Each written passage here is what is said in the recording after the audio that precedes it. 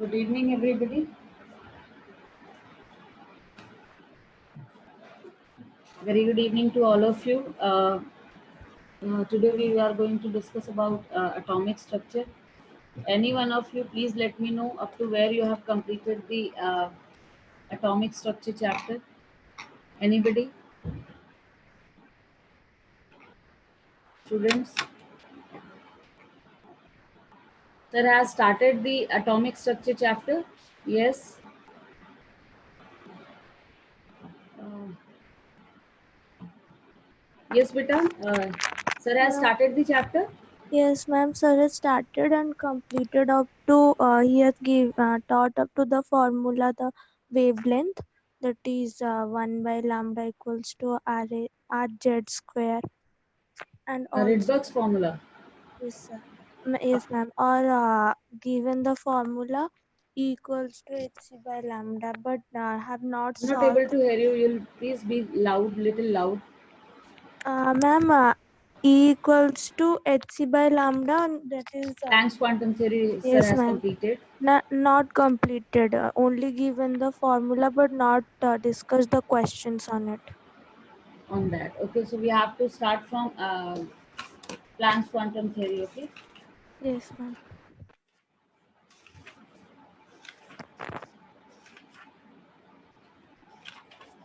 so we'll be continuing from Planck's quantum theory topic. Okay, I think sir has completed up to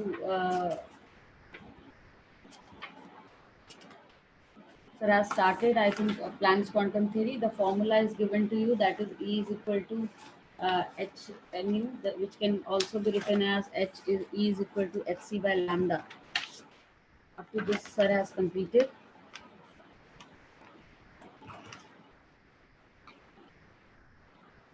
So this, shall I start? Everybody is present.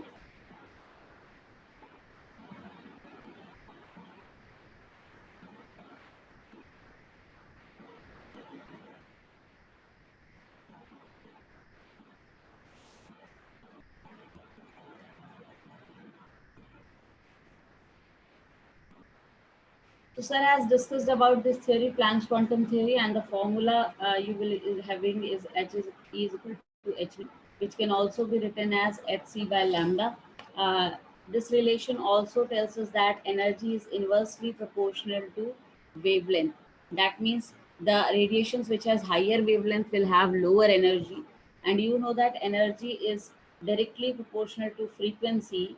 So having low frequency, they will the frequency is directly proportional to energy. तो आपकी energy और frequency directly proportional है, तो अगर frequency बढ़ेगी तो energy भी क्या होगी, इंक्रीज होगी. एनर्जी की एच की वैल्यू आप लोग को पता होगी, प्लैंक्स कांस्टेंट आप लोग किसको कहते हो, and you know it's value, it is 6.626 into 10 to the power minus 34 joule second. This is known to you. Okay. Uh, this is in terms of joules. The H you are going to get in terms of joules, joule second. So energy you will get in terms of joules. Okay.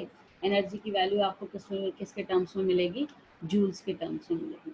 कभी कभार question में क्या होता है कि हमको lambda निकालना होता है और एनर्जी जो होती है वो इलेक्ट्रॉन वोल्ट के टर्म्स में दी होती है. तो इलेक्ट्रॉन वोल्ट का रिलेशन आपको जूल्स के साथ पता होना चाहिए.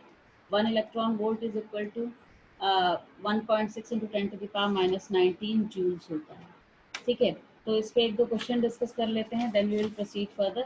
ओके, हमारे पास we have one question that we have to calculate the frequency. Okay, we have to calculate the frequency, and wavelength is given to us as 3 into 10 to the power 3 into 10 to the power 6 nanometers. So very easy question. You have to calculate its energy. Can you calculate?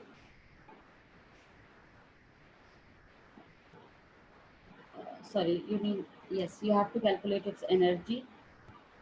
Sorry, frequency. You have to calculate. You have to use the formula mu is equal to c by lambda. Okay. तो आप इसका frequency निकाल सकते हो बेटा. Please let me know the answer. Are you getting the question? Lambda is given to you. Frequency आपको निकाल calculate करनी है. Formula आपको पता है, mu is equal to c by lambda. Is it clear to everybody? If you are able to hear me and you are getting, please tick the yes marks, and if you have any doubt, you can raise your hand. Okay. So please let me know the answer. You convert this nanometers into meters first, so that because the unit of C, the value of C is 3 into 10 to the power 8 meter per second, तो units को similar होना बहुत ज़रूरी है. ठीक है, unit same होना बहुत ज़रूरी है आप लोग का. तो आप इससे जो है आंसर कैलकुलेट कर सकते हो. तो इसको आप मीटर में कैलकुलेट करो, और मीटर में कैलकुलेट करने के बाद इसका फ्रीक्वेंसी मुझे बताओ कितना आएगा. Please make it little fast because we have to complete this chapter by today itself. Okay, तो आप लोग जितना थोड़ा fast calculation करेंगे, it will be helpful for me to complete this topic.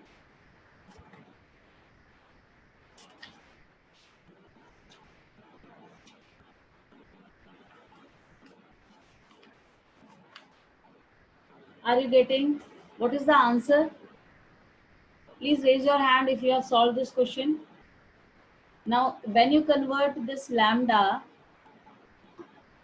into meters, इसका वैल्यू कितना हो जाएगा बेटा? अगर आप इसको मीटर में कन्वर्ट करोगे, yes, Abhiksha? Yes, ma'am. 1 nanometer equals to 10 to the power minus 9 meter. Okay, no, I'm asking you the final answer. You can tell Ma'am, me the final final answer answer. is 10 to the power 11. Hertz. Is it correct? Everybody got this answer? You know how to solve this? It is 10 to the power minus 3 meters हो जाएगा. Mu is equal to C by lambda करोगे आप 3 into 10 to the power 8 meter per second. Okay, divided by 3 into 10 to the power minus 3. So you will get the answer as 10 to the power 11 hertz. Nityashri, you want to ask anything? No, Nityashri? ma'am. No, ma'am. I was supposed to answer that question. Okay, okay. So this is the frequency you can calculate using this formula. Okay, this is how you are going to calculate. Now one question on energy, how you are going to calculate the energy. uh, Energy you have to calculate in terms of, energy in terms of kilocalories per mole, okay, of a photon having wavelength 7600 एम्स्ट्रॉन्ग. ये question है. आपको energy निकालनी है, wavelength दे रखी है, लेकिन energy आपको calculate करनी है बेटा किलो कैलोरीज में. ओके, सो आप मुझे इसको किलो कैलोरीज में कन्वर्ट करके बताओ कि क्या आंसर होगा. You know the relation between calorie and joules?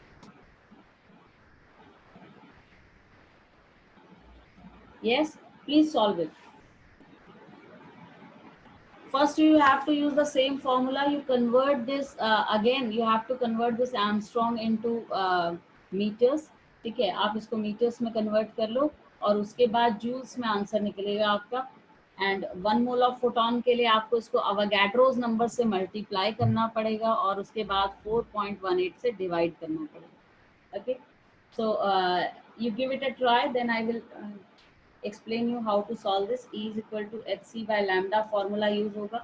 6.626 into 10 to the power minus 34 into 3 into 10 to the power 8 divided by 7600 into 10 to the power minus 10. ये कैलकुलेशन कर लो. 2.6 into 10 to the power minus 19 joules आएगा आपका answer. ठीक है, उसके बाद ये 1 मोल के लिए करना है, तो आप इसको 6.022 इंटू 10 टू द पावर 23 से मल्टीप्लाई कर लो, और जो भी वैल्यू आएगी that will be in terms of joules. तो in order to convert it into calories, divide it by 4.18. ठीक है, आप इसको किससे डिवाइड करो?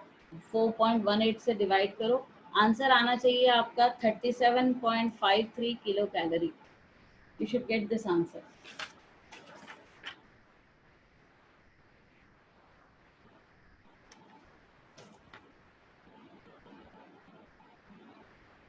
Okay.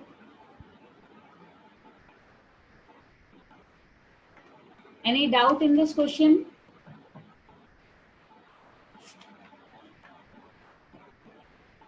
Is there any doubt in this question?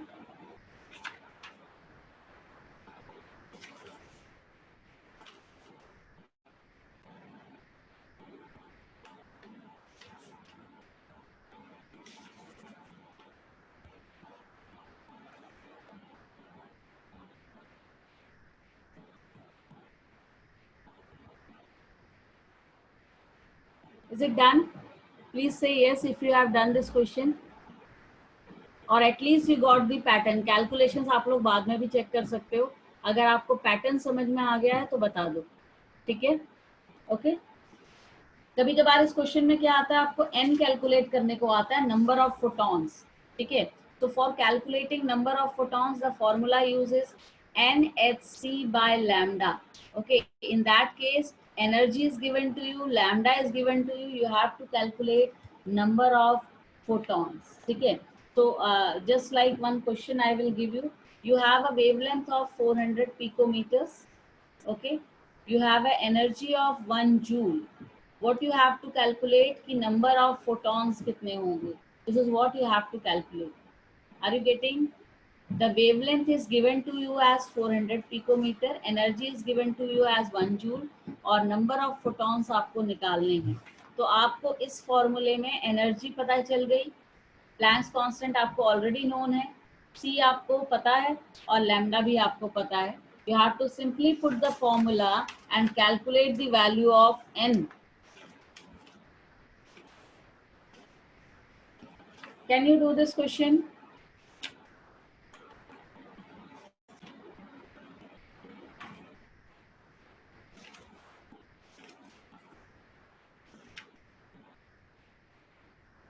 Who has done this? Please raise your hand.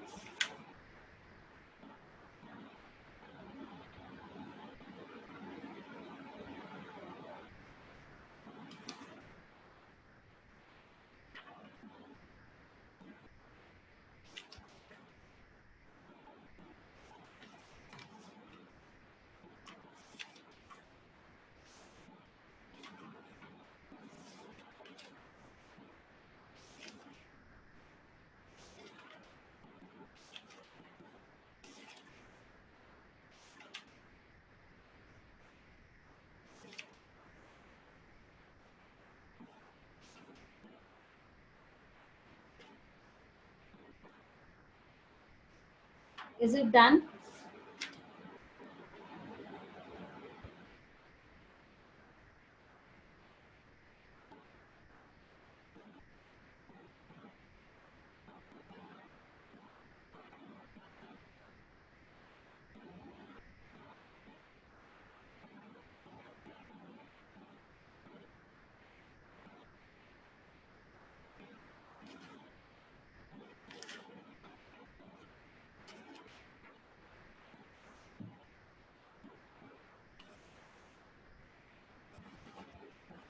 Is it done, beta?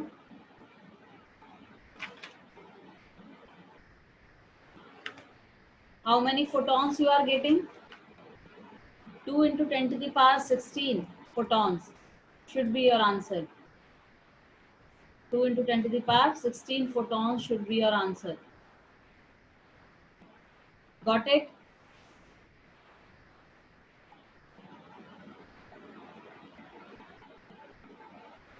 Somebody is raising hand. Yes, beta, you have any doubt or you want to give the answer? Yes? Ma'am ma'am I have a doubt. हाँ बोलो बेटा. Ma'am पहले तो ई निकाल दिया हम लोगों ने. ई ऑलरेडी गिवन है, निकालना नहीं है. ई गिवन है, सॉरी ई गिवन है. ई गिवन है ना 1 जूल. हाँ 1 जूल मैम. हाँ. देन नंबर ऑफ जो होगा फोटोन तो ई इंटू एवोगाड्रो नंबर होगा. ई इंटू एवोगाड्रो नहीं, नंबर. अवोगाड्रोस नंबर की क्या जरूरत है बेटा, इसमें मोल के टर्म्स में थोड़ी बोला है हमको. आपका वैसे भी यहाँ मोल टर्म कहीं आ ही नहीं रहा. देखो H की वैल्यू क्या होती है प्लैंक्स कांस्टेंट की? सॉरी 6.626 × 10⁻³ जूल सेकंड होती है. फेस में. और आपका ये भी जो आपका C है इसका भी 3 × 10⁸ मीटर पर सेकंड होता है. लैम्डा आपका मीटर में आ जाएगा. ठीक है कि नहीं? तो उसमें आपका कहीं से भी इसका मोल का कोई रोल नहीं है इसमें. ठीक है.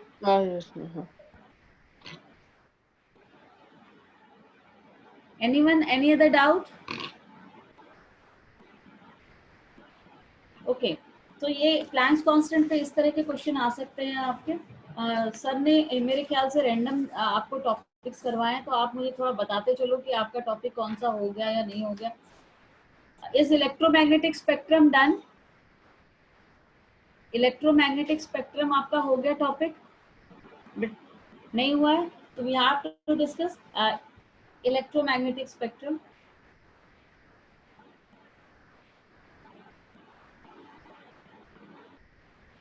See, electromagnetic spectrum, as the name suggests, it is the arrangement of radiations on the basis of their wavelength and frequency. ठीक है, फ्रीक्वेंसी और वेवलेंथ के बेसिस पे इनको क्या किया हुआ है, आपका अरेंज किया हुआ है। और इसमें आपको सिर्फ इतना याद रखना है, क्योंकि इसमें एज सच कुछ सॉल्व वाला पार्ट नहीं रहेगा, आपको सिर्फ इतना याद रखना है कि किसकी रेडिएशन, जिसकी वेवलेंथ ज़्यादा है उसकी फ्रीक्वेंसी क्या होगी, कम होगी। जैसे अगर मैं वेवलेंथ के टर्म्स में बात करूं तो सबसे जो कम वेवलेंथ होती है वो कॉस्मिक रेज की होती है। ठीक है, तो these cosmic rays have the highest frequency, because you know lambda और फ्रीक्वेंसी एक दूसरे के इनवर्सली प्रोपोर्शनल होते हैं। तो कॉस्मिक रेज की सबसे ज़्यादा वेवलेंथ, सबसे ज़्यादा फ्रीक्वेंसी होती है, इसलिए वेवलेंथ सबसे छोटी होती है, followed by your gamma rays. ठीक है, उसके बाद आपकी गामा रेज आ जाएंगी, उसके बाद आपकी एक्स रेज आ जाएंगी। ओके, उसके बाद आपकी सन से मिलने वाली 3 टाइप की रेडिएशंस, यूवी, विजिबल और आईआर, ये तीनों आ जाएंगे सीरीज में। ठीक है, आईआर का विजिबल का रेंज तो आप लोग को पता होगा 400 to 700 नैनोमीटर्स होता है।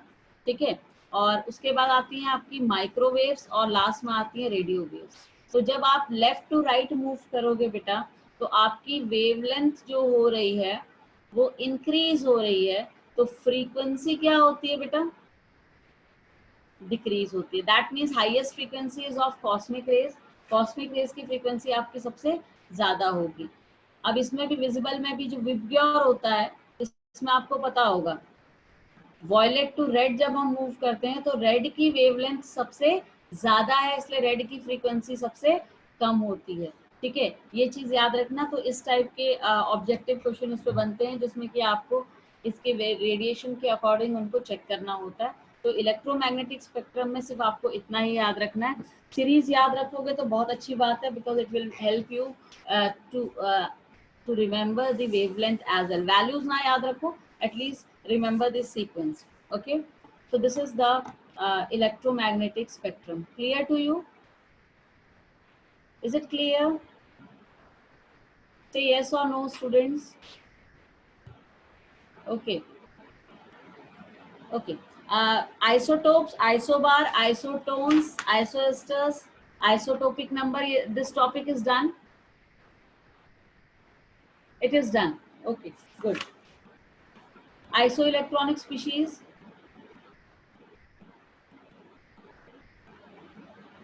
Okay, I think this part is done. What about spectrum? Hydrogen spectrum is done. Somebody is saying yes, somebody is saying no. I think somebody told me that Rydberg's formula is done. Rydberg's formula is done.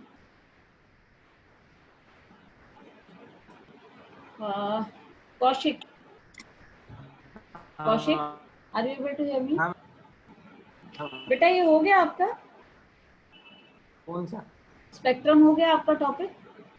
नहीं ma'am. तो Rydberg's formula तो करवा दिया sir ने शायद। हाँ sir, हाँ ma'am. तो स्पेक्ट्रम करवाया होगा तभी तो रिडबर्ग्स फॉर्मूला कराया होगा बेटा। नहीं मैम। डायरेक्ट फॉर्मूला करा दिया था। चलो ठीक है।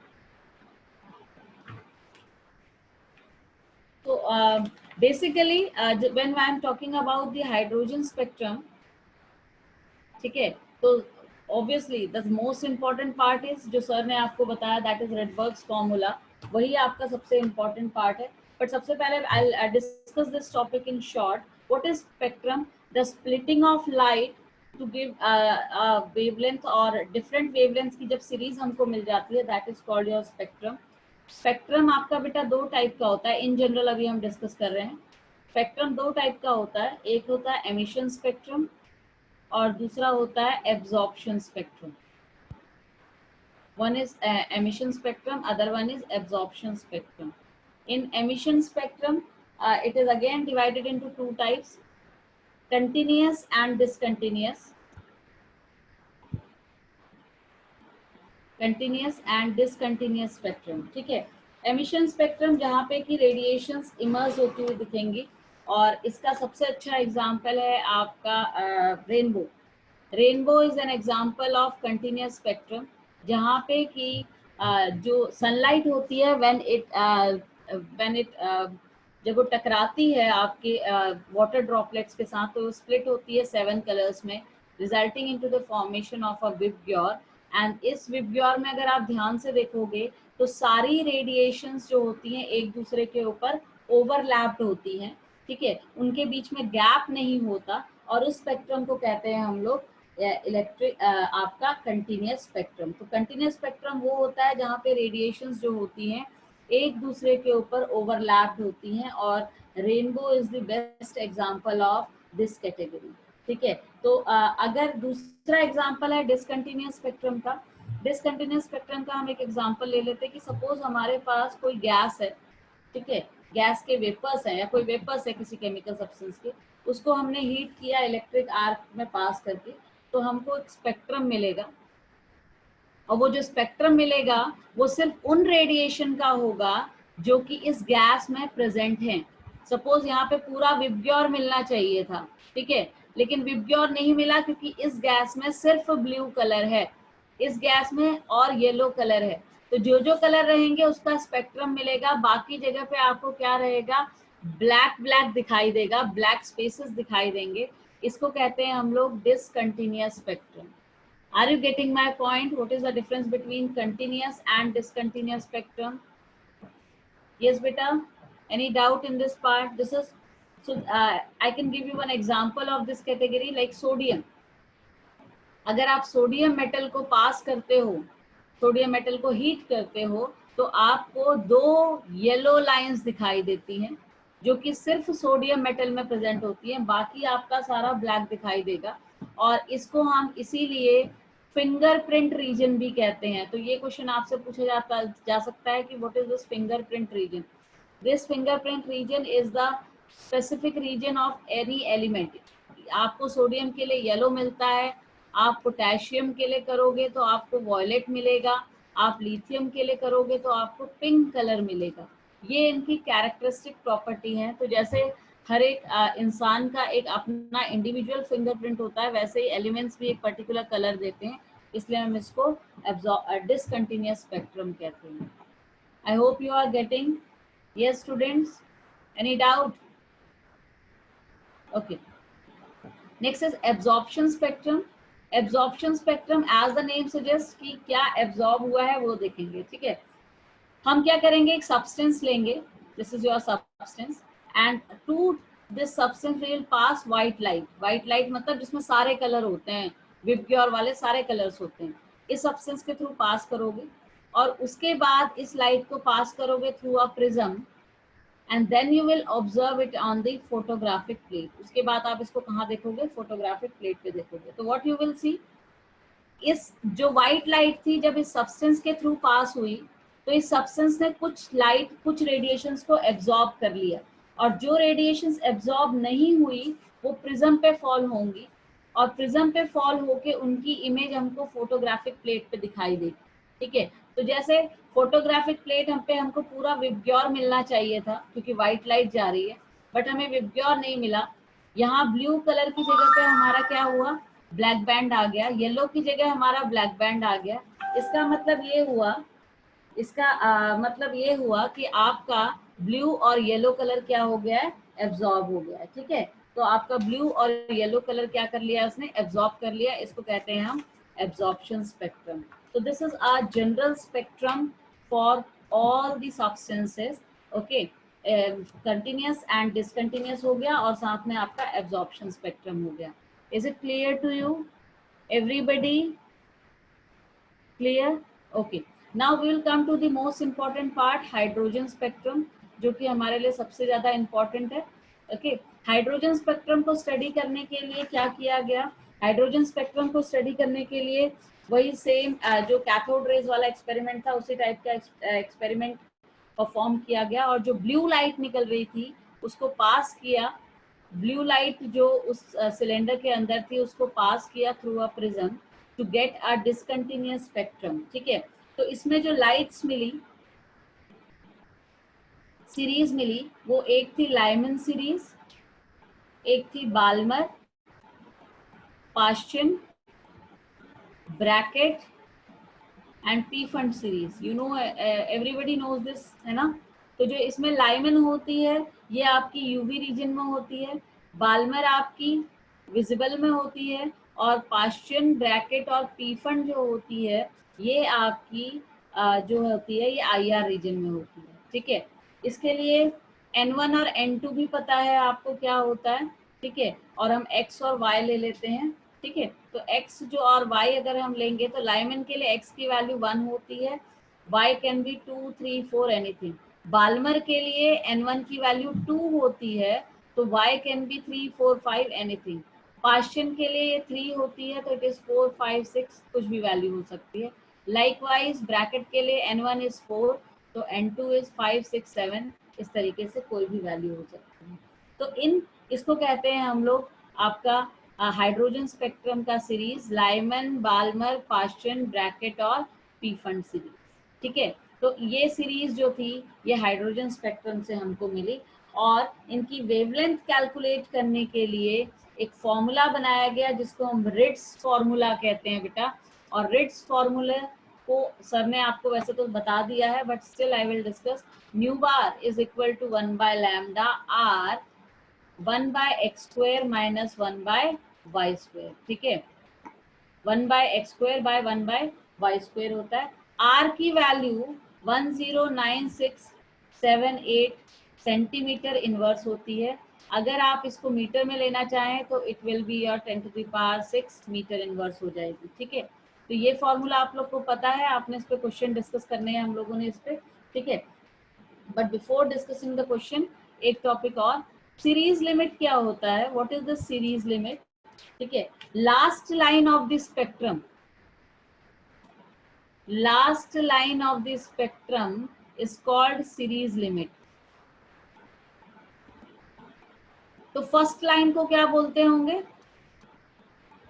First line is called the line of longest wavelength and shortest energy. जो फर्स्ट वेवलेंथ होती है, जो फर्स्ट लाइन होती है उसकी एनर्जी सबसे कम होती है और वेवलेंथ सबसे ज्यादा होती है, और जो लास्ट लाइन होती है उसका ऑब्वियसली एग्जैक्टली अपोजिट होगा, it has a shortest wavelength and highest energy.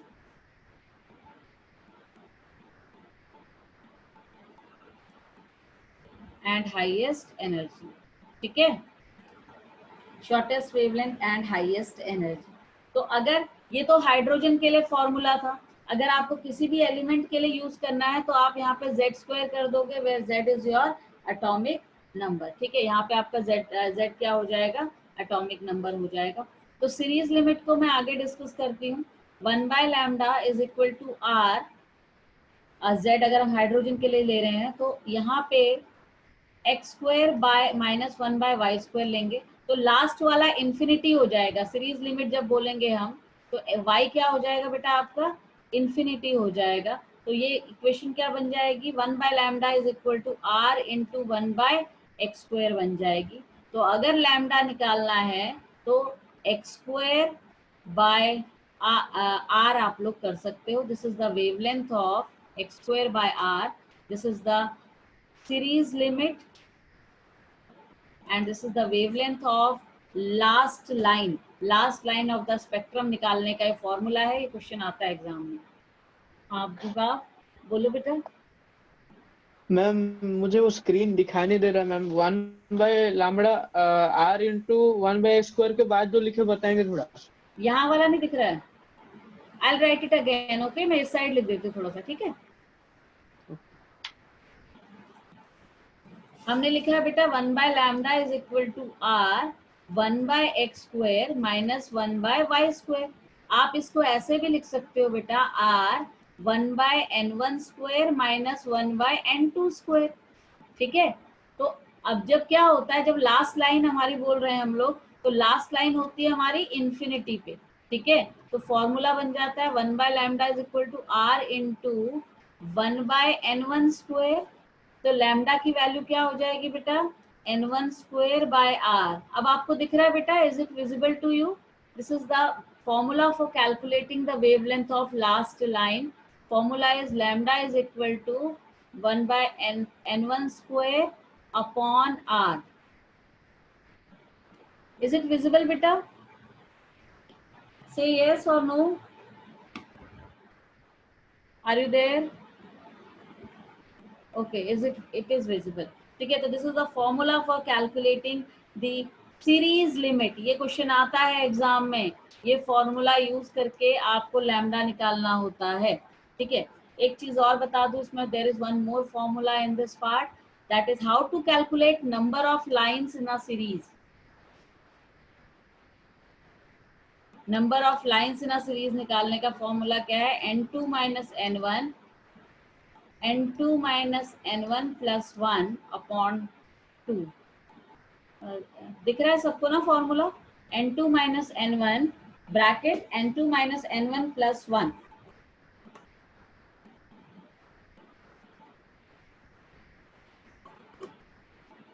Is it visible to everybody?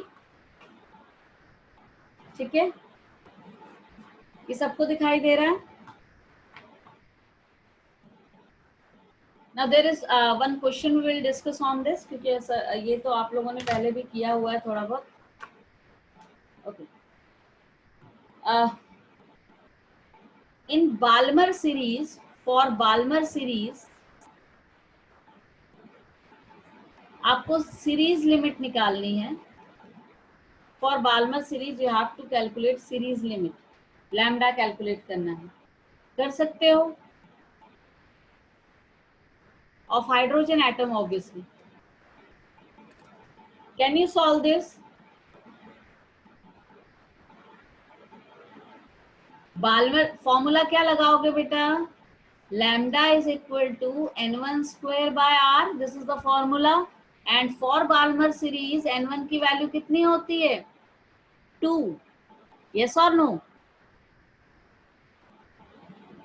से यस और नो बेटा, are you getting my point? Okay, n1 की वैल्यू होती है 2, तो और r आपको पता है, तो क्या आप लैम्डा निकाल सकते हो इसका?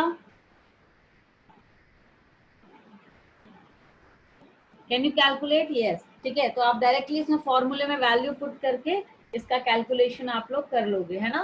ठीक है, तो आप इसको ट्राई करना घर पे, और अगर नहीं आएगा तो फिर हम नेक्स्ट क्लास में फिर डिस्कस कर लेंगे इसको। ठीक, तो ये आपका डायरेक्ट फॉर्मूला यूज करने वाला क्वेश्चन हो गया, और क्योंकि ये इसमें कैलकुलेशन भी बहुत ज्यादा नहीं होती है, और तो आप डायरेक्टली इसका वो बता सकते हो आंसर। ठीक, ये तो एक क्वेश्चन हो गया आपका इस पे बेस्ड, जिसमें कि आपको ये निकालना है। दूसरा एक क्वेश्चन है, थोड़ा सा लेंथी लगेगा, मैं पैटर्न आपको एक्सप्लेन कर दूंगी, आप then you will get it how to solve this. आपको एनर्जी निकालनी है, you have to calculate energy when electrons of 1 gram atom of hydrogen, 1 gram atom of hydrogen undergoes transition giving the spectral line of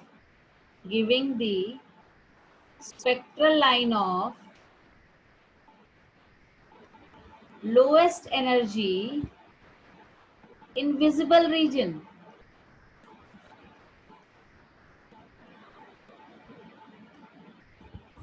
invisible region, तो आपको इसमें energy calculate करनी है। Can anybody explain me what is the question? anybody can explain me the question, please raise your hand. अगर आपको question समझ में आ गया होगा तो आप आसानी से इसको सॉल्व कर सकते हो। How many of you got the question?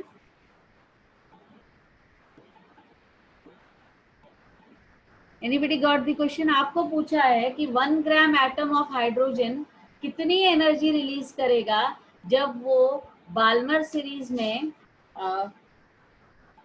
Transition lowest energy में जा रहा है इन विजिबल रीजन, ठीक है, विजिबल रीजन में आपका लोएस्ट उसमें जा रहा है। तो आपको पता है विजिबल रीजन में बाल्मर सीरीज आती है, एवरीबडी नोज दिस, अभी करवाया था आपको।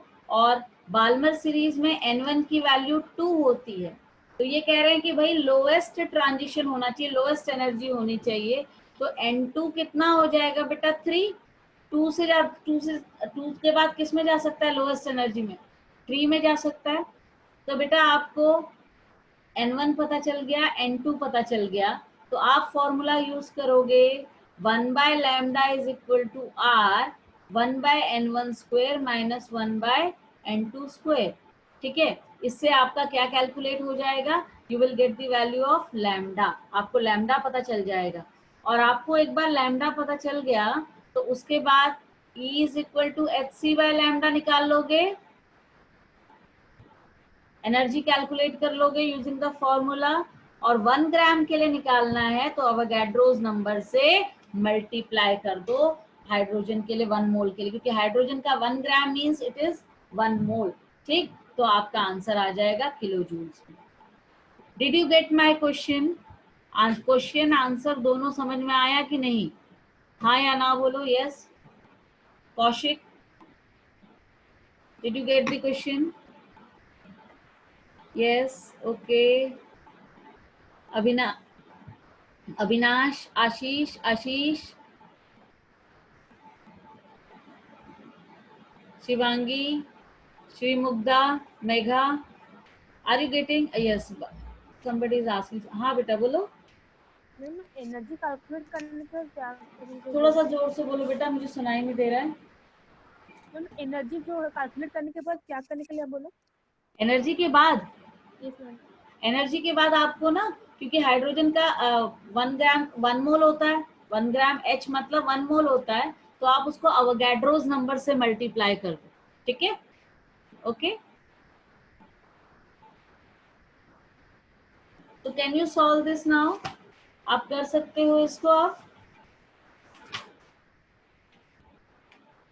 तो इस तरीके के क्वेश्चन इस पे आ जाते हैं आपके, और आपको इनको सॉल्व करना आना चाहिए।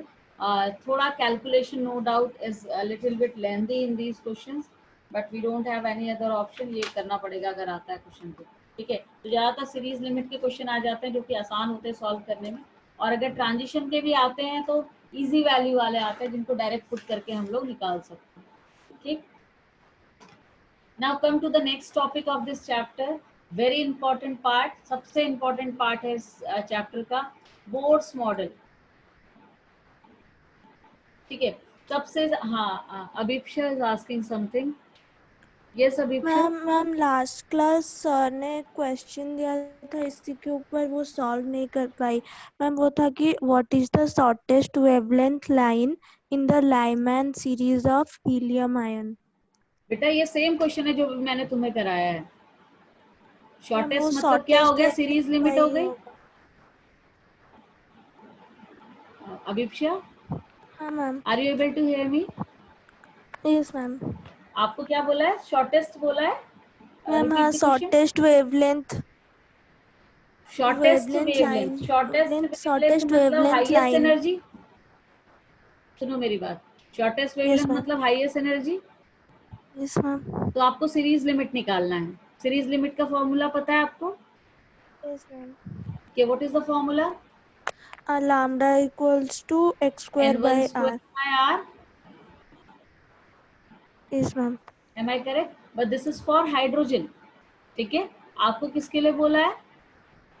हीलियम आयन के लिए। आपको हीलियम आयन के लिए बोल रखा है ना, तो आपको Z की वैल्यू भी काउंट करनी पड़ेगी इसमें, यस और नो? तो Z यस कहाँ मैम। जाएगा डिनोमिनेटर में, Z स्क्वायर हो जाएगा। यहाँ पे आप हीलियम की वैल्यू रख दोगे 2 का स्क्वायर कर 2 लोगे, 4। ठीक है। और यस लाइमन मैम। सीरीज के लिए N कितना होता है बेटा? मैम N1 1 ही 1 होता है। होता है ना, है ना। तो अब आप निकाल सकते हो answer. Yes ma'am. Got the question? Yes ma'am. ठीक है, मैंने सेम क्वेश्चन कराया, थोड़ा सा तुम्हारा उसमें ट्विस्ट हो गया, शॉर्टेस्ट लिख दिया इसलिए तुम कंफ्यूज हो गए, ठीक है। Yes ma'am. Okay, anything else, anybody want to ask anything? Shall I proceed? Shall I proceed towards Bohr's model? Okay, so we are going to start the next topic as Bohr's model. Very important basics आप लोग को पता होंगे कि bourse ने क्या क्या कहा था. बोर्स ने कहा था कि भाई फिक्स सर्कुलर पाथ होता है और वो इधर उधर मूव नहीं कर सकते, सबकी फिक्स एनर्जी होती है. उनके शेल्स को उन्होंने नेम किया था KLMN. ठीक है, all these things you know. ठीक है, तो the things which we know we don't need to repeat it again. ठीक है, बस एक चीज उसमें जो एक्स्ट्रा बताने वाली थी था कि उन्होंने कहा था कि वही इलेक्ट्रॉन सिर्फ मूव करेंगे उनके ऑर्बिटल में जिनका angular momentum mvr is equal to nh/2 के बराबर होगा. ये भी बताया था बोर्ड. ठीक है, what is important because we are doing for crash course and हमारे लिए कॉम्पिटिटिव एग्जाम्स इंपॉर्टेंट है. तो हम लोग सीधा पॉइंट पे आते हैं. हमें बोर्ड्स में एक्चुअली क्या पढ़ना चाहिए. बोर्स मॉडल में सबसे पहले हमें बोर्स का रेडियस निकालना आना चाहिए. ठीक है, आपको क्या कैलकुलेट करना आना चाहिए, इसका रेडियस. और रेडियस कैलकुलेट करने का फॉर्मूला क्या है. Can anybody tell me what is the formula for calculating the radius. Yes बेटा, 0.529 into n square angstrom. ठीक है, this is your radius का formula for calculating the radius. 0.529 into 10 to the into n square where n is the कौन सा orbital है. और अगर ये हाइड्रोजन के लिए है, for hydrogen atom, for hydrogen like species Z count करना पड़ेगा. हाइड्रोजन लाइक स्पीशीज क्या होती है बेटा आपकी, बोलो. He+Li2+, इनके पास एक एक इलेक्ट्रॉन होता है. तो इनका रेडियस कैलकुलेट करने का फॉर्मूला होता है 0.529 into n square by Z. ठीक है, और ये भी एंगस्ट्रॉम में है. Okay, this is the formula for calculating the radius of your Bohr's orbit. कौन से ऑर्बिट का निकालना है वो आपको क्वेश्चन में इन्होंने पूछेंगे, वो कि फर्स्ट ऑर्बिट, सेकंड ऑर्बिट, कौन से ऑर्बिट के लिए कैलकुलेट करना है, that they will ask you in the question. Okay, तो क्या आप इसको, shall I clear this part. तो कैन यू राइट कि radius is directly proportional to n square and inversely proportional to z. Yes और no, हम लिख सकते हैं. तो if I plot a graph against r n against n square, z is going to be obviously constant upon n square. तो आपको कैसी line मिलेगी बेटा, you will get a straight line. Okay, you will get a straight line for this. And if you plot a graph against r against n, see we are equating that it is directly proportional to n square, not n. ठीक है, तो अगर हम n के terms में करते हैं तो आपको यहाँ पे रेक्टेंगुलर हाइपरबोला यहाँ पे आपको मिलेगा. ठीक है, और अगर आप R n against 1/z graph plot करते हो तो obviously again you will get a straight line. Okay, तो ये 3 ग्राफ हैं जो एग्जाम में पूछे जा सकते हैं रेडियस के रिलेशन के टर्म्स में, कि इनका किस तरीके से रिलेशन होगा. ठीक है, ओके, तो ये this they can ask you in this manner also. Okay, at the same time suppose आपको 2 रेडियस दे दिया, r1 rn1 और rn2 का रेशियो निकालना है आपको. तो फॉर्मूला क्या बनेगा, n1 square bye n2 square into अगर z है, अगर z सेम है तो कोई दिक्कत ही नहीं है. ठीक है, if the z is same then there is no issue at all. लेकिन अगर आपका z है तो आप z2 by z1 कर दोगे. ठीक है, तो ये फॉर्मूला हो जाएगा for calculating the ratio of their radius. और इस पे आपका क्वेश्चन आता है. I will give you one question so that you will be able to solve और you will be able to get किस तरीके का क्वेश्चन इसमें आता है. ठीक है, तो you write down the formula first, then I will give you one question.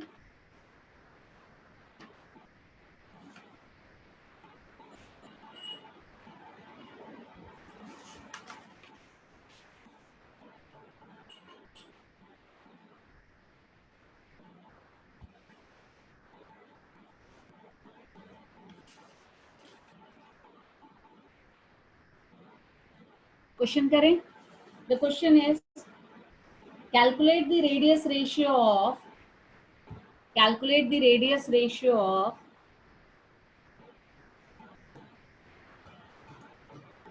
third and fifth orbit of He plus. Calculate the radius ratio of third and fifth orbit of He plus. Can you solve this question? Did you get the question? Question समझ में आया सबको? करो जरा फटाफट इसको. सीधा ये फॉर्मूला लगाओ. दिख रहा है आपको formula? Are you able to see the formula on the board?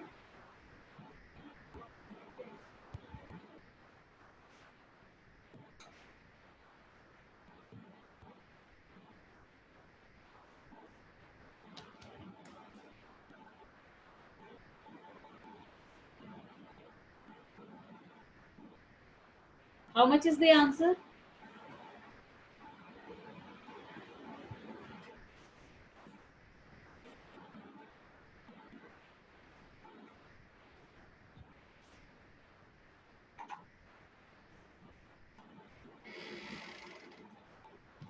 Yes. Bhargavi Mishra. Yes, beta. From 9:25. Yes. It is very easy, है ना? You have to simply put the values. You should know the formula. So it is 9/25 will be your answer. Okay. So this is the formula for calculating the radius. Okay.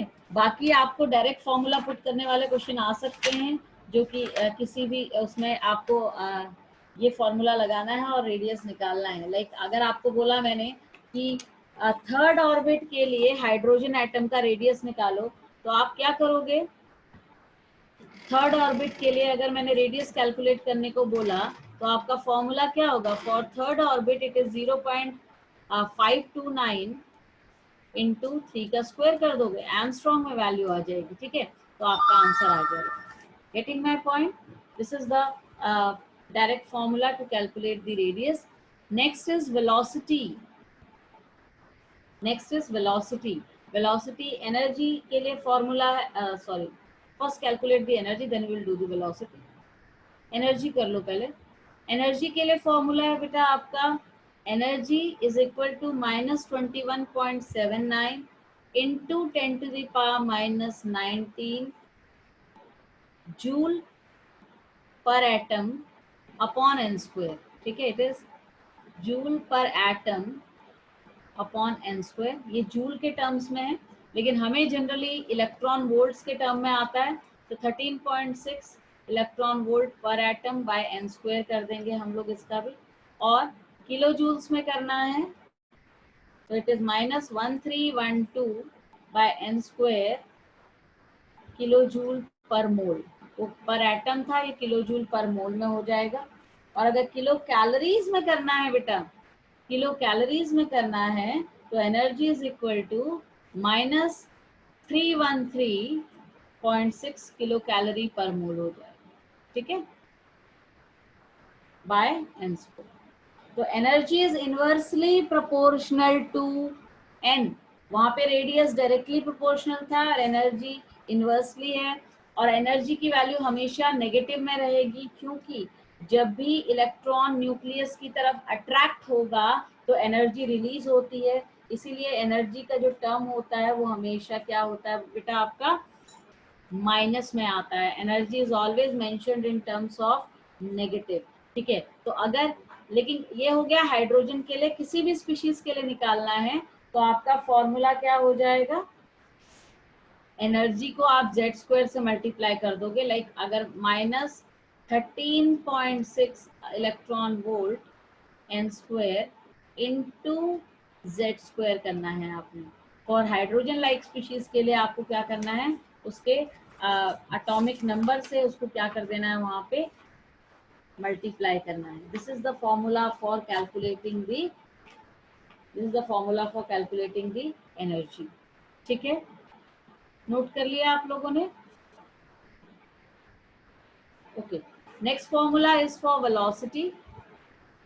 Velocity के लिए भी आपको formula पता है, velocity is equal to 2.8 into 10 to the power 8, sorry it's 8 centimetre per second, और अगर आप metre में लिखोगे तो it is 2.18 into 10 to the power 6 metre per second upon N करना है, ठीक है, अपॉन एन करना है। तो इसका मतलब वेलोसिटी जो होती है बेटा इनवर्सली प्रोपोर्शनल होती है एन की। तो अगर आपको v n1 bye v n2 करना है तो क्या हो जाएगा, n2 बाय n1 हो जाएगा, होगा कि नहीं होगा। तो वेलोसिटी का भी रेडियस रेशियो निकालने को आता है क्वेश्चन में, ठीक है।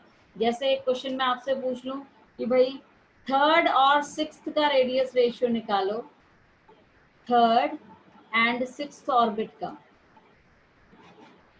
सिक्स्थ ऑर्बिट का रेडियस रेशियो निकालो, तो आप निकाल सकते हो, ठीक है। तो 6/3 हो जाएगा, it is equal to 2:1 answer आ जाएगा। Are you getting my point? Say yes or no at least. I should be able to know if you people are getting or not. Anything anybody want to ask? कुछ पूछना है किसी ने? Okay, तो ये हो गया आपका वेलोसिटी निकालने का फॉर्मूला। अब एक आता है आपका नंबर ऑफ रिवॉल्यूशन, रिवॉल्यूशन कितने होंगे, मतलब इलेक्ट्रॉन एक ऑर्बिट में पर सेकेंड कितनी बार रिवॉल्व हो रहा है, number of revolution made by electron in an orbit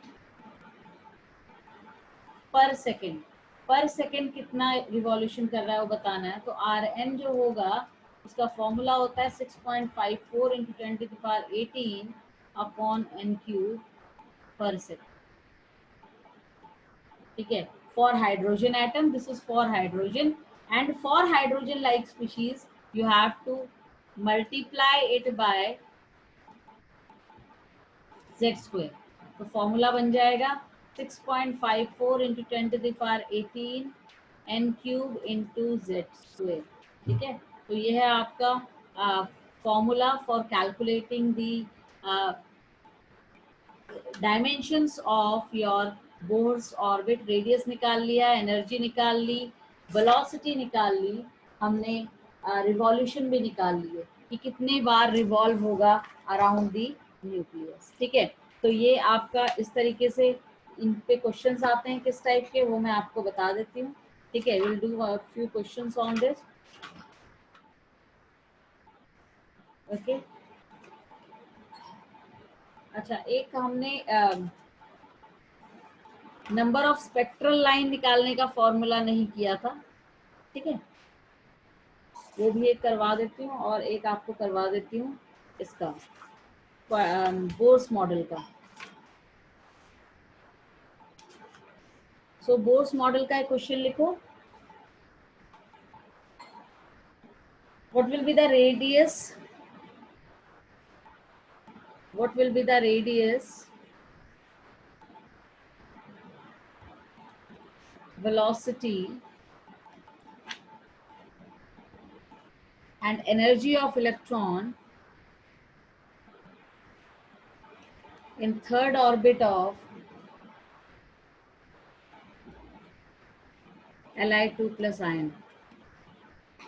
Radius, velocity and energy of electron in third orbit of Li2 plus ion. Can you solve this question?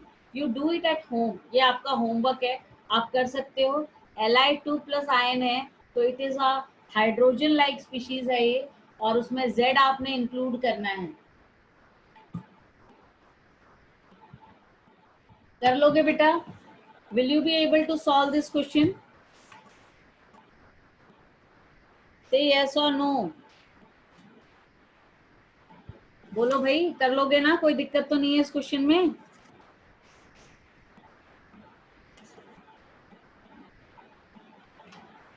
Okay, आगे बढ़ सकते हैं हम लोग। तो ये डायरेक्ट फॉर्मूला रेशियो निकालने वाले क्वेश्चन मैंने आपको करवा दिए, ये डायरेक्ट फॉर्मूला पुट करने वाले क्वेश्चंस आपके यहाँ पे हो चुके हैं। अब हम लोग आगे डिस्कस करते हैं। अच्छा, स्पेक्ट्रम क्यों मिला, ये जब हाइड्रोजन स्पेक्ट्रम बताया गया उस टाइम पे नहीं एक्सप्लेन किया गया था।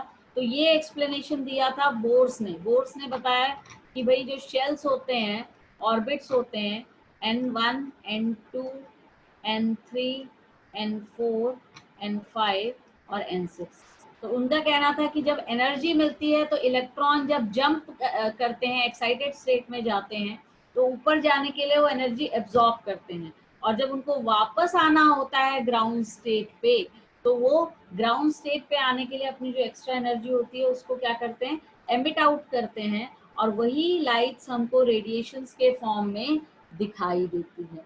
ठीक है, तो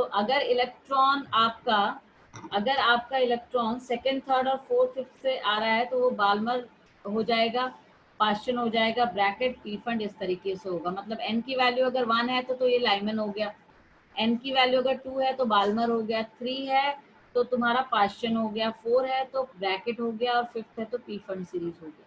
ठीक है, तो कितनी लाइंस मिलेंगी, नंबर ऑफ लाइंस ऑब्टेन्ड का भी फॉर्मूला है मेरे पास। स्पेक्ट्रम में how many lines you will get, the formula for calculating is n into n minus 1 upon 2, n into n minus 1 upon 2, ये स्पेक्ट्रम की लाइंस निकालने के लिए फॉर्मूला है। ठीक है, डी ब्रॉगली का बोहर्स का जो थ्योरी था, वैसे तो बहुत मोस्ट एक्सेप्टेबल थ्योरी थी, बट फिर भी उसके कुछ लिमिटेशंस थे, और सबसे बड़ा जो ब्लोक दिया था बोहर्स मॉडल को, वो दिया था हेजनबर्ग्स अनसर्टेनिटी प्रिंसिपल और डी ब्रॉगली इक्वेशन में।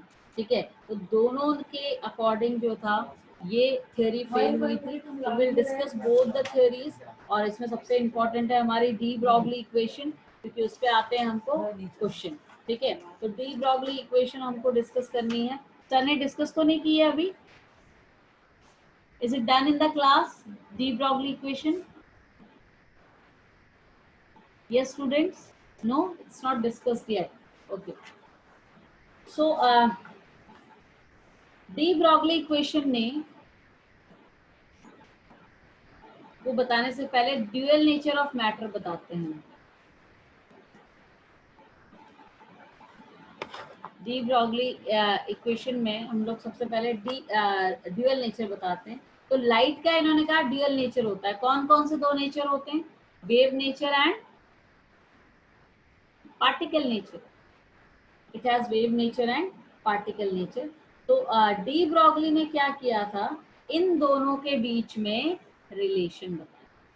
ठीक है, डी ब्रॉगलीज इक्वेशन क्या कहती है भाई, इन दोनों के बीच में रिलेशन बताया था। और रिलेशन क्या था, lambda is equal to h by p, और lambda is inversely proportional to p, where lambda is wavelength and p is your momentum.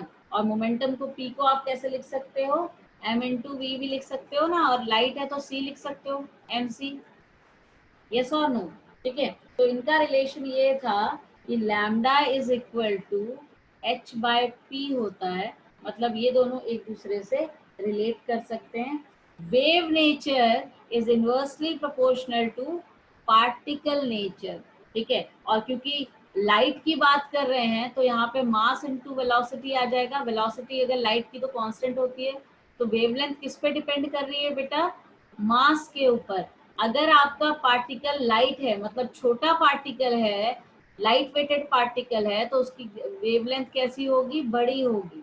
ठीक है, और अगर पार्टिकल जो है बड़ा है तो उसकी वेवलेंथ कैसी होगी, छोटी होगी, क्योंकि दे आर इनवर्सली प्रोपोर्शनल। तो lambda is inversely proportional to m, kind of हम कह सकते हैं। मतलब अगर लाइट पार्टिकल है तो वेवलेंथ ग्रेटर होगी, और अगर पार्टिकल हैवी है तो वेवलेंथ जो होगी आपकी छोटी होगी। ठीक है, और दूसरी चीज, डी ब्रॉगली वेवलेंथ का जो है वो पार्टिकल का इंडिपेंडेंट ऑफ द चार्ज होता है, मतलब it does not depend upon the charge of the particle. Charge से उसका कोई भी लेना देना नहीं है। ठीक है, अगर इसी चीज को हम काइनेटिक एनर्जी के टर्म्स में कैलकुलेट करें तो काइनेटिक एनर्जी का फॉर्मूला होता है, ई के लिख देती हूँ मैं, is equal to half mv square. Yes और नो? ठीक है, तो आप अगर इसको ट्वाइस कर लो तो 2ek, सॉरी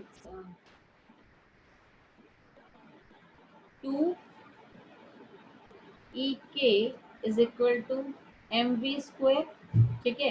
तो अब आपको इसमें इसको mv के टर्म्स में करना है, ठीक है, मोमेंटम के टर्म्स में करना है, तो आपको यहाँ पे इसका स्क्वायर करके आपको यहाँ पे इधर भी m से मल्टीप्लाई करो, इधर से m से मल्टीप्लाई करो तो m स्क्वायर हो जाएगा, ठीक। तो mv बनाने के लिए आप क्या करोगे, स्क्वायर रूट ऑफ 2ek कर लोगे।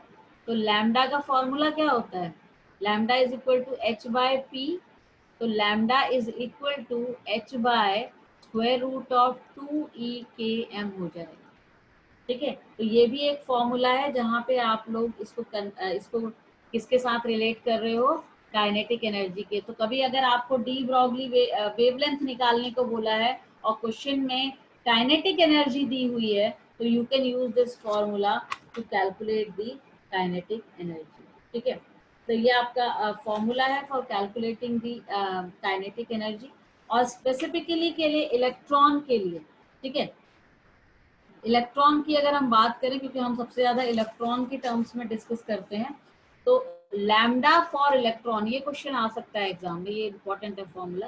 लैम्डा फॉर इलेक्ट्रॉन का फॉर्मूला है 12.27 angstrom upon square root of voltage potential which is given to you in the question, ठीक है। तो ये आपको पोटेंशियल जो होगा वो क्वेश्चन में गिवन होगा, आपने फॉर्मूला पुट करना है और कैलकुलेशन करके आंसर बताना है, okay. So I want to give one question to you, अगर आप लोग करोगे तो अच्छा रहेगा, and the things will become more clear to you. So shall we start one question or do one question on this? Okay. If the total energy of electron, if total energy of electron is equal to minus 3.4 electron volt, ठीक है, आपको क्या निकालना है बेटा, you have to calculate its lambda, de Broglie wavelength of electron निकालना है, de Broglie wavelength of electron निकालना है। कर सकते हो?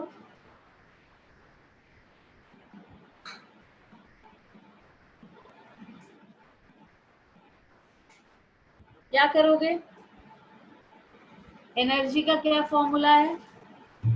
Yes, total energy is equal to E1 upon n square होता है। E1 की वैल्यू आपको पता है -13.6 इलेक्ट्रॉन वोल्ट, ओके। n आपको निकालना है और ये En आपको दिया हुआ है, ठीक है। तो En कितना दिया हुआ, -3.4 electron volt is equal to -13.6 electron volt upon n, so you will get the n as 4। n की वैल्यू क्या मिल जाएगी आपको, 4 मिल जाएगी। तो वेलोसिटी का फॉर्मूला लगाओगे, वेलोसिटी का फॉर्मूला यूज करोगे सेकंड ऑर्बिट में, तो आपको पता है वेलोसिटी निकालने के लिए v बाय n होता है फॉर्मूला, ठीक है। तो ये क्या हो जाएगा, 2.18 into 10⁶ metre per second divided by 2, n की वैल्यू आपकी कितनी आ गई, 2। तो आपको यहाँ से वेलोसिटी मिल जाएगी। तो lambda is equal to h by mv कर लो। आपको मास ऑफ इलेक्ट्रॉन पता ही है 9.11 इंटू 10⁻31 kg। वेलोसिटी आप यहाँ से कैलकुलेट करके वैल्यू पुट कर दोगे और आपको आंसर दो। क्वेश्चन समझ में आया, क्या करना है? हाँ बोलो।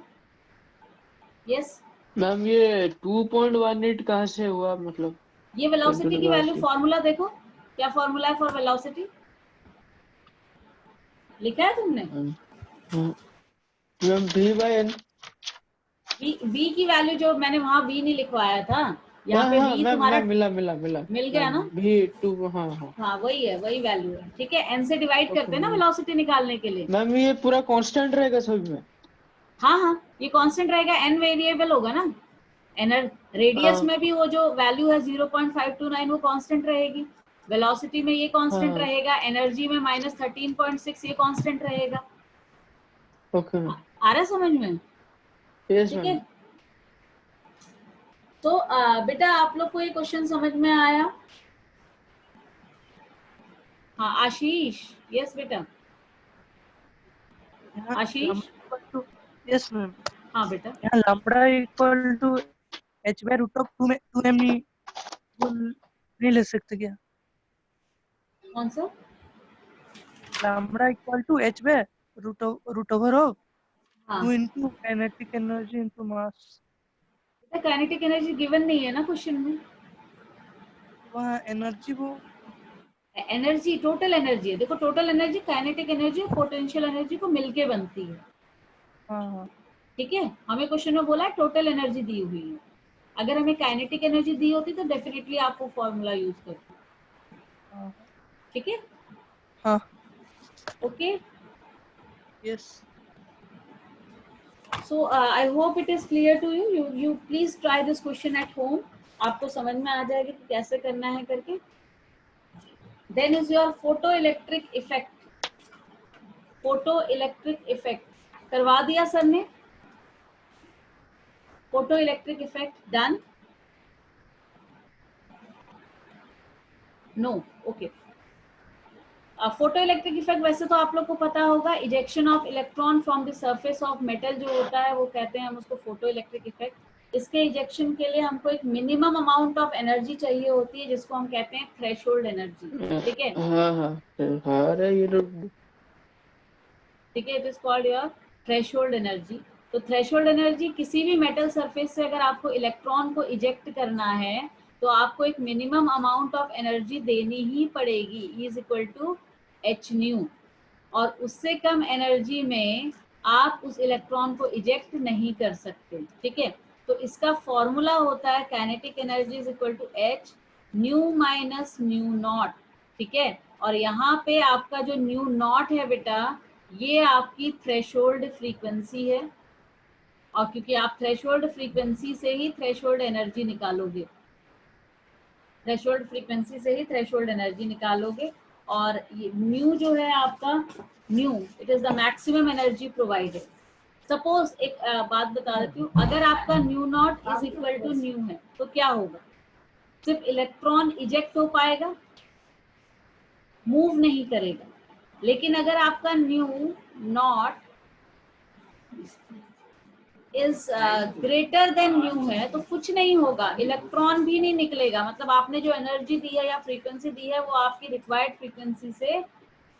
फ्रीक्वेंसी से भी कम है, तो there will be no ejection of electron. लेकिन अगर आपका न्यू ग्रेटर है न्यू नॉट से तो आपका इलेक्ट्रॉन क्या होगा? इजेक्ट भी होगा, साथ में काइनेटिक एनर्जी के लिए भी जरूरी होगा। तो जरूरी है कि हमने एक मिनिमम अमाउंट ऑफ एनर्जी देनी होती है जिसको हम क्या कहते हैं? जिसको हम क्या कहते हैं? Threshold energy. और न्यू नॉट आपका थ्रेशोल्ड एनर्जी है। न्यू नॉट से ज्यादा एनर्जी है तो बहुत अच्छी बात है, पर न्यू नॉट से कम नहीं होनी चाहिए, क्योंकि अगर उससे कम रहेगी तो आपका इलेक्ट्रॉन इजेक्ट आउट नहीं हो पाएगा। ठीक है, तो इसमें फॉर्मूला यही वाला यूज करना है आपने, एनर्जी वाला।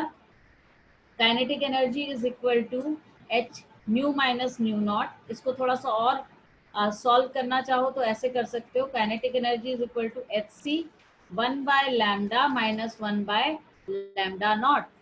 ठीक है, ये काइनेटिक एनर्जी का फॉर्मूला है और इसको हम वर्क फंक्शन भी कहते हैं। ठीक है, this is also known as your work function. Okay, तो आपको क्वेश्चन कैसे आएगा? आपको इस पे क्वेश्चन आ जाएगा कि आपको एनर्जी निकालनी है, थ्रेशोल्ड एनर्जी निकालनी है। I will give you one question on this. Okay, right down the question. Energy required to stop the ejection of electron from copper plate is 0.24 volt. ठीक है, calculate the work function. Work function where the wavelength is given as 253.7 nanometers. ठीक है, तो आपको इसमें से सबसे पहले एनर्जी निकालनी है। फॉर्मूला क्या लगाओगे? hc/लैम्डा। लैम्डा की वैल्यू आपको गिवन है, आप इसको यूज करो और यहाँ से इसको मीटर में कन्वर्ट करके आप इसको क्या निकाल लो? एनर्जी निकाल लो। ठीक है, एनर्जी निकल जाएगी, लेकिन जो एनर्जी निकलेगी ये जूल्स में निकलेगी, तो कन्वर्ट डिवाइड करो उसको 1.6 इंटू 10⁻19 से, -19 से इलेक्ट्रॉन वोल्ट हो जाएगा। आंसर इतना आएगा। ठीक है, सॉल्व करने के बाद। Now energy is equal to work function plus E nu naught होता है। ठीक है, तो वर्क फंक्शन आपको, ये जो है ये एक्स्ट्रा वाला पोटेंशियल है, वर्क फंक्शन आपको निकालना है और टोटल इतना है। तो ये आपका 0.24 दिया है, ये आपने निकाल लिया 4.42 वर्क फंक्शन आपने निकाला। कर लोगे इस क्वेश्चन को? एनर्जी कैलकुलेट करो सबसे पहले, but the energy you will gate will be in terms of your joules. First you convert it into electron volt, और ये जो है आपका to stop the ejection of electron from copper plate, मतलब ये आपकी थ्रेशोल्ड है, थ्रेशोल्ड एनर्जी है, ई न्यू नॉट है, वो पुट करो, वर्क फंक्शन निकल जाएगा फॉर्मूला यूज। क्लियर है बेटा? Is it clear to you? Any doubt? Anybody? Okay. Next is what is black body radiation? इसमें क्वेश्चन कुछ नहीं आता है, इसका सिर्फ थ्योरी समझ लो। ब्लैक बॉडी रेडिएशन ये कहता है it is a perfect absorber and the perfect emitter जो होता है उसको हम ब्लैक बॉडी कहते हैं। जितनी भी रेडिएशंस एब्जॉर्ब करेगा या एमिट आउट करेगा, that is called your black body. ठीक है, तो ब्लैक बॉडी में हमने सिर्फ इतना याद रखना है कि जो एनर्जी होती है वो डायरेक्टली प्रोपोर्शनल होती है फ्रीक्वेंसी के। यही फॉर्मूला हम प्लैंक्स का पढ़ते आए हैं। ठीक है, तो ये डायरेक्टली प्रोपोर्शनल होती है फ्रीक्वेंसी के, तो आपका एनर्जी प्रोवाइड करने से डायरेक्टली प्रोपोर्शनल होगा फ्रीक्वेंसी के। जितना आप कलर चेंज जो होगा वो डिपेंड करेगा किसके ऊपर? कितनी हीट आप दे रहे हो, कितनी एनर्जी आप उसको दे रहे हो। तो ब्लैक बॉडी रेडिएशन का सबसे important point that change in color is directly proportional to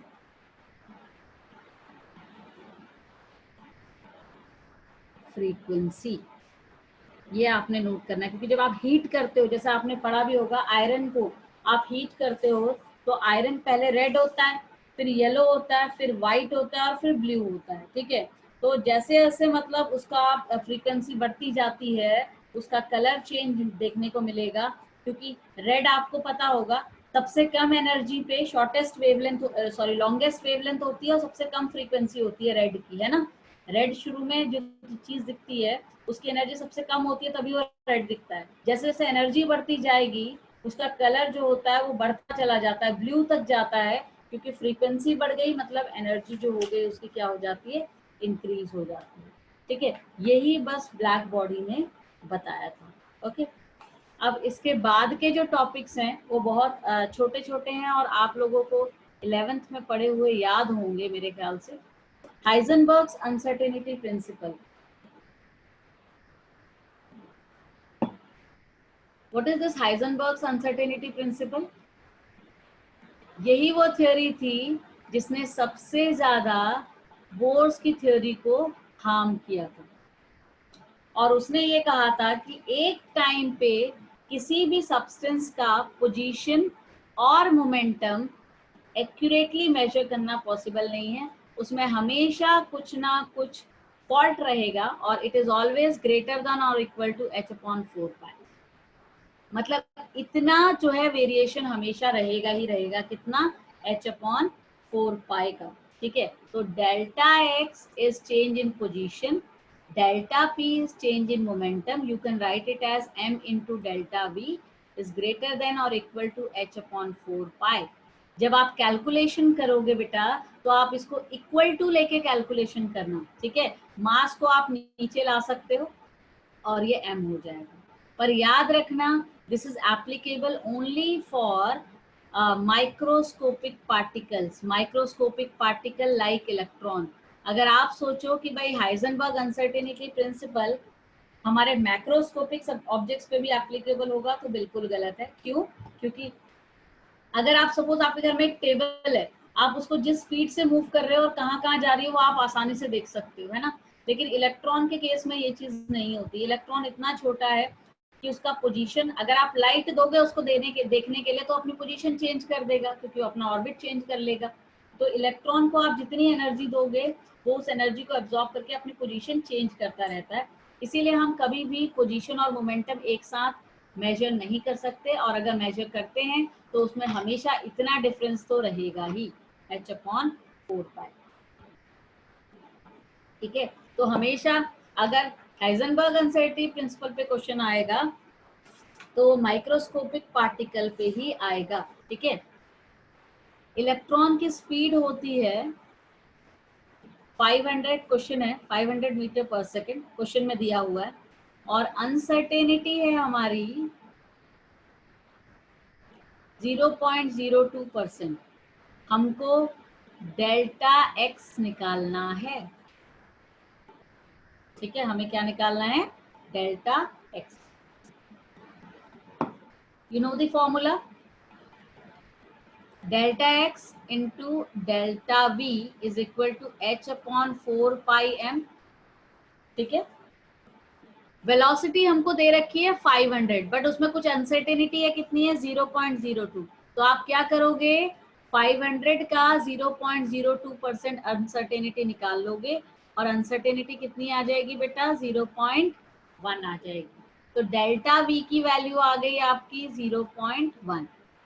ठीक है, एच आपको पता ही है, Planck's constant. Mass of electron बेटा आपको पता है 9.11 इंटू 10⁻31 kg। आप आसानी से डेल्टा एक्स निकाल सकते हो। कर सकते हो इस क्वेश्चन को? यस बेटा, can you do this question?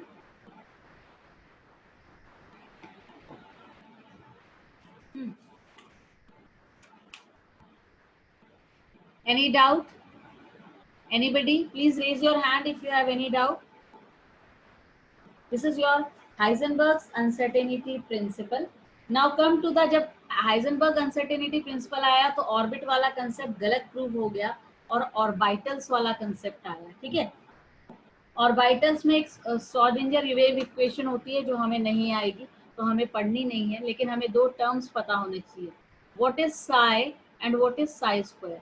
ये जो साई होता है ये किसी भी वेव का एम्पलीट्यूड बताता है, और जो साई स्क्वायर होता है ये प्रोबेबिलिटी बताता है ऑफ फाइंडिंग द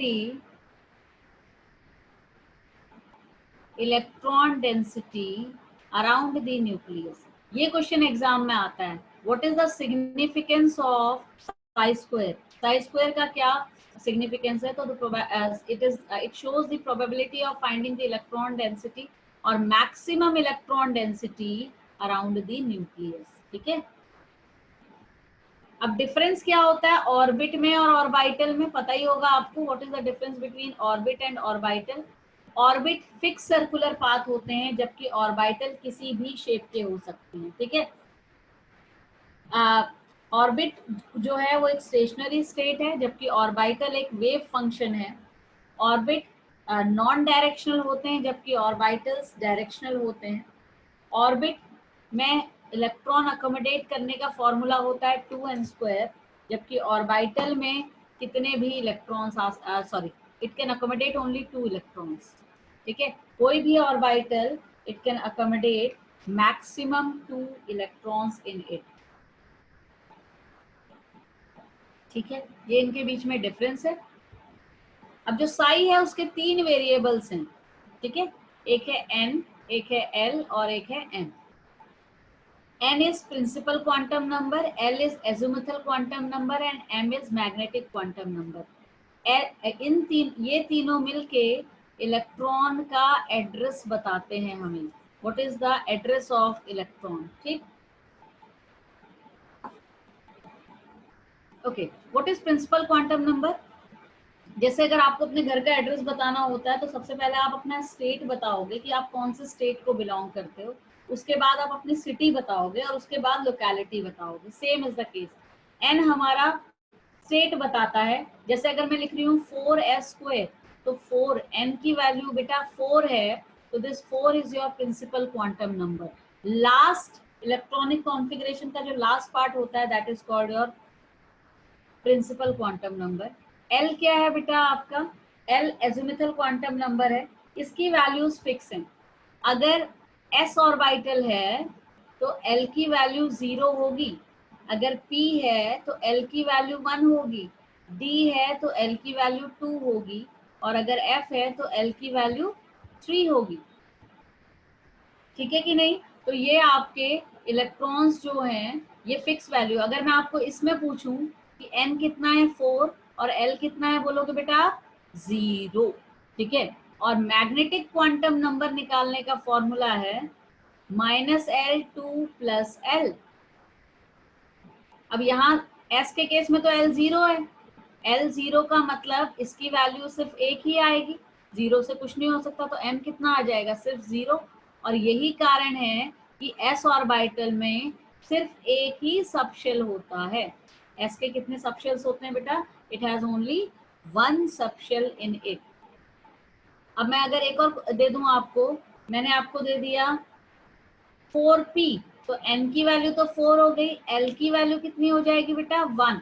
ठीक है, तो m क्या हो जाएगा? -1 0 और +1।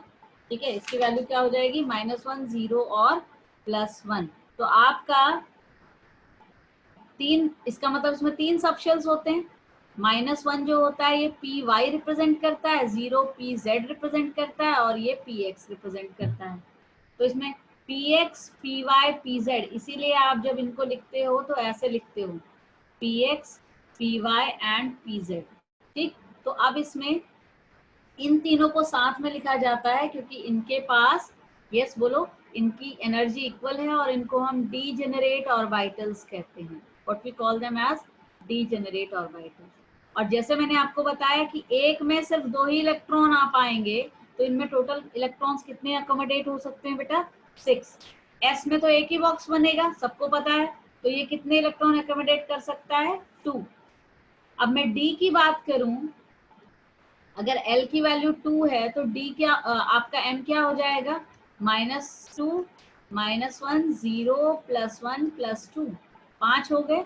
और इन पांचों के नाम ऐसे होते हैं, dxy, -2 जो होता है वो dxy होता है, और आपका जो होता है ये आपका dyz 0 dz² होता है, और ये आपका dxz, और ये आपका लास्ट वाला dx² - y²। फिक्स ऐसा नहीं है कि यही रहेंगे, बट ये हो सकते हैं।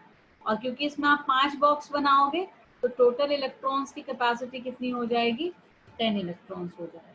ठीक है, लास्ट है बेटा स्पिन क्वांटम नंबर, एक और होता है, इसका तो कोई दिक्कत नहीं है। अगर अपवर्ड है तो +½ होगा, अगर डाउनवर्ड है तो -½ ठीक है, तो आपको इनके इस तरीके से बताने हैं। समझ में आ रहा है बेटा? Are you getting my point? Yes, are you getting my point? Say yes और नो। ओके, उसके बाद shapes of orbitals. s orbital is spherical in shape, p is dumbbell in shape and d is double dumbbell in shape. पता ही है आप लोगों को। ठीक है, इस पे जो क्वेश्चन आता है शेप्स तो आपने बताने ही है। इसमें आपको नोट्स निकालने को आते हैं। What do you mean by notes? Electrons जब आपका जो ऑर्बिटल है उनके बीच में जो खाली जगह होती है, जहाँ पे कि आपका इलेक्ट्रॉन बिल्कुल नहीं मिलता, उसको कहते हैं नोट्स। नोट्स 2 टाइप के होते हैं बेटा, एक होते हैं रेडियल नोट्स, एक होते हैं एंगुलर नोट्स। ठीक है, पहले हम रेडियल नोट्स के बारे में बात करते हैं। रेडियल नोट्स को निकालने का फॉर्मूला होता है n-1। ठीक है, रेडियल नोट्स को कैलकुलेट करने का फॉर्मूला होता है n-1। तो अगर आपका सपोज 2s है तो n की वैल्यू कितनी हो गई? 2 2 - 1, रेडियल नोड 1 हो जाएगा। और एंगुलर नोड का फॉर्मूला होता है it is equal to L।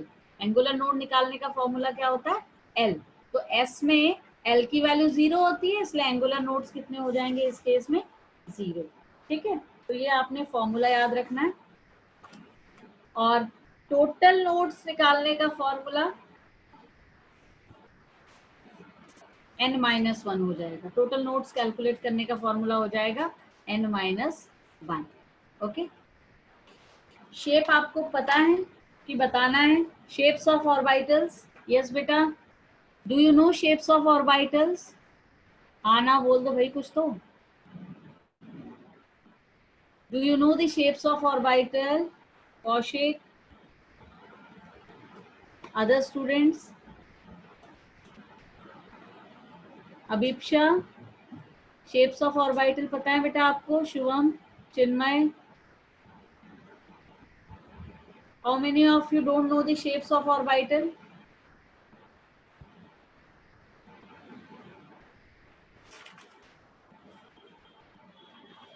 Shapes of orbital पता है सबको? Double dumbbell, dumbbell shape. D के केस में डबल डंबल होता है। अगर मुझे एक्स वाई बनाना है तो ये डबल डंबल शेप होता है, पता है आप लोगों को?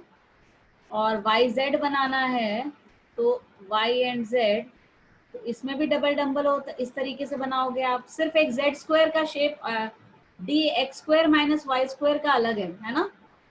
इसमें आपने, इनमें क्या किया आपने? विद इन द एक्सेस बनाया है, इसमें आप ऑन द एक्सेस बनाओगे। ठीक है, ऑन द एक्सेस बनेगा d x square minus y square में, और डी जेड स्क्वायर में भी ऐसे ही बनेगा ऑन द एक्सेस, और बीच में एक बड़ा सा नोडल प्लेन होता है इसमें। ठीक है कि नहीं? तो ये हो गया बेटा आपका इसके लिए। नेक्स्ट है आपका how to do the filling of electrons. I take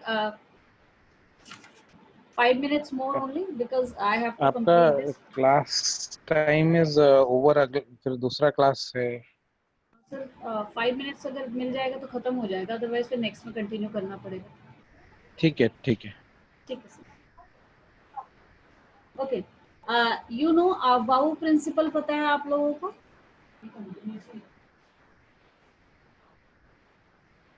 about principal, about principal क्या कहता है कि इलेक्ट्रॉन्स की जो फिलिंग होगी वो according to their energy level होगी। तो आपको याद होगा, आपने 11th क्लास में ये चार्ट पढ़ा हुआ होगा, है ना? यू रिमेम्बर बेटा? 2p, 3p, 4p, 5p, 6p and 7p, है ना? वैसे यहाँ 3d, 4d, 5d, 6d and 7d, ये होगा आपका 4f, 5f, 6f and 7f। तो अबाउ प्रिंसिपल कहता है कि जो छोटे ऑर्बिटल है उनकी फिलिंग पहले होगी, उनकी एनर्जी कम होती है, और बड़े ऑर्बिटल्स की फिलिंग बाद में होगी। तो याद होगा, सबसे पहले 1s को फिल करेंगे, फिर 2p को, 2s को, फिर 2p, 3s, 3p, 4s, 3d। You remember this chart students? याद है आप लोगों को? तो ये इस तरीके से आपको इसकी फिलिंग करनी होती है। तो अगर मान लो मैंने आपको लिथियम दे दिया, लिथियम का एटॉमिक नंबर होता है 3, तो आप क्या करोगे? पहले 1s2, फिर 2s में एक इलेक्ट्रॉन रह गया है तो वो s में चला जाएगा। तो s की मैक्सिमम कैपेसिटी 2 इलेक्ट्रॉन होती है, p की 6 होती है, d की 10 इलेक्ट्रॉन्स होती है, और f की 14 इलेक्ट्रॉन्स होती है। आपको शेप सिर्फ इन तीनों के बताए हैं मैंने, f का शेप हमको नहीं आता एग्जाम में। उसके बाद दूसरा है बेटा Pauli's exclusion principle. If you remember, Pauli's exclusion principle कहता है कि भाई एक ही ऑर्बिटल में, ठीक है, 2 इलेक्ट्रॉन्स का एटॉमिक नंबर सेम नहीं होगा, एक ही उसमें 2 इलेक्ट्रॉन्स के सारे क्वांटम नंबर सेम नहीं होंगे। सपोज मैं 2s की बात कर रही हूँ, तो n इक्वल टू 2 होगा, l इक्वल टू 0 होगा, m भी 0 होगा, लेकिन जो s होगा इस इलेक्ट्रॉन के लिए +½ होगा और दूसरे इलेक्ट्रॉन के लिए -½ होगा। ठीक है, तो किसी भी ऑर्बिटल में 2 इलेक्ट्रॉन के सारे क्वांटम नंबर सेम नहीं होते। And last, हुंस rule. हुंस रूल आपको याद है? हुंस रूल में हुंस ने क्या कहा था कि अगर हमारे पास सपोज d ऑर्बिटल है, तो हम, अगर मेरे पास 6 इलेक्ट्रॉन है तो मैं पहले इनको सिंगली फिल करूंगी, उसके बाद डबलिंग करूंगी। Okay, I can't do it like this, ये गलत हो जाएगा। अगर मैंने ऐसा कर दिया तो ये रॉन्ग है। सारे ऑर्बिटल में सिंगल सिंगल इलेक्ट्रॉन भरना है, उसके बाद डबलिंग करनी है। ये हुन्स रूल है of maximum multiplicity. So I hope it is clear to you. You try to solve, क्योंकि ये पार्ट आपका ऐसा है जिसमें कि आपके डायरेक्ट एप्लीकेशन है, तो आप इसको ट्राई कीजिए क्वेश्चंस इसके, और अगर कोई डाउट होगा तो you can ask in the next class. Okay, any doubt बेटा? आशीष? यस बेटा। मैम टोटल नोड कैसे कैलकुलेट करते हैं? टोटल देखो, एंगल आपका जो होगा रेडियल, दोनों को ऐड कर दो ना, रेडियल एंगुलर और उसको रेडियल को। तो वो तो n होगा मैम। एक्चुअली जो एंगुलर नोड्स रेडियल नोड्स का फॉर्मूला N होता है वो ये होगा, एक्चुअल फॉर्मूला वो मैंने एस के लिए बताया था ना। सिर्फ रेडियल नोड्स का फॉर्मूला होता है n minus L minus 1, general formula, ठीक है। और आपका एंगुलर के लिए हो जाएगा l, तो क्या बचेगा बेटा? ठीक है, टोटल n माइनस 1 होगा। n माइनस 1 होगा, ठीक है आशीष। वो जो n माइनस वो वहां बताया था वो s के लिए था, तो कंफ्यूज मत होना दोनों में, ठीक है। Clear? Anybody else? Any other doubt? So we'll continue the next chapter in the next class. कोई doubt हो तो बेटा आप लोग next class में पूछ सकते हो। Thank you.